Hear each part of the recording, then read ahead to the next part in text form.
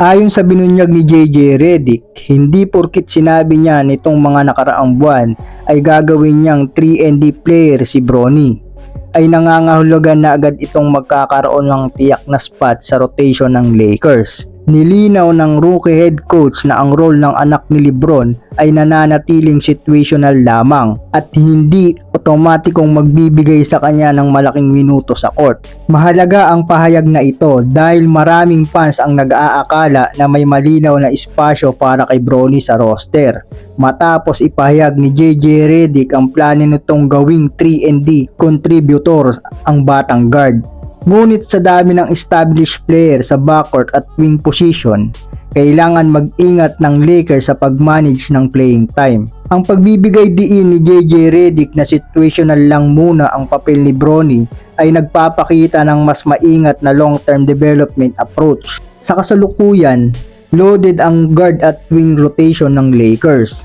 Meron ng Marcus Smart, Luka Doncic at Austin Reeves bilang pangunahing backcourt trio. Dagdag pa rito, nariyan pa sina Jarrett Vanderbilt at Jake LaRavia na parehong kayang magbigay ng depensa at floor spacing. Dahil dito, mas lalong lumiit ang oportunidad para sa consistent role ni Bronny. Hindi sapat ang level na 3-and-D para makakuha siya agad ng regular minutes, lalo na't nasa championship contention mode ang koponan. Ipinaliwanag rin ni Redick na gagamitin lamang si Bronny sa mga sitwasyon na kinakailangan ng defensive energy at ball pressure. Maaari itong mangyari sa mga sandaling may foul trouble ang ibang guards sa end of quarter at defensive possession, o kapag kinakailangan ng spark plug sa second unit. Gayunpaman, hindi ito nangangahulugan na guaranteed rotation spot dahil nananatiling nakadepende sa matchup at ang game context ng kanyang development.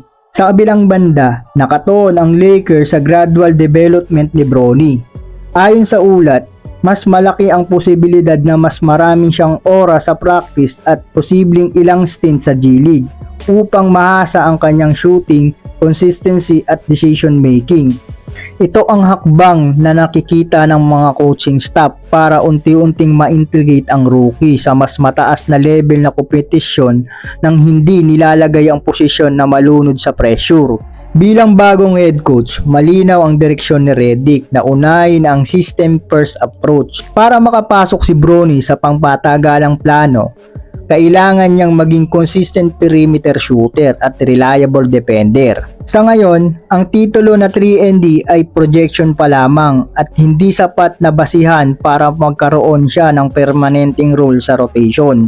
Sa kabuuan, ipinapakita ng pahayag ni JJ Redick na bagamat may plano para kay Bronny, hindi pa ito ang katumbas na garantisadong spot sa roster.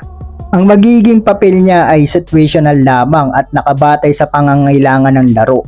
Patuloy nating subaybayan kung papaano ipapasok ng Lakers ang rookie guard sa kanilang sistema at kung papaano siya uunlad sa ilalim ng pamumuno ni Redick. I-comment po ang inyong opinion sa ibaba at pag-usapan natin yan mga katambay. At huwag pong kalimutang mag-subscribe sa aking channel. Maraming salamat po.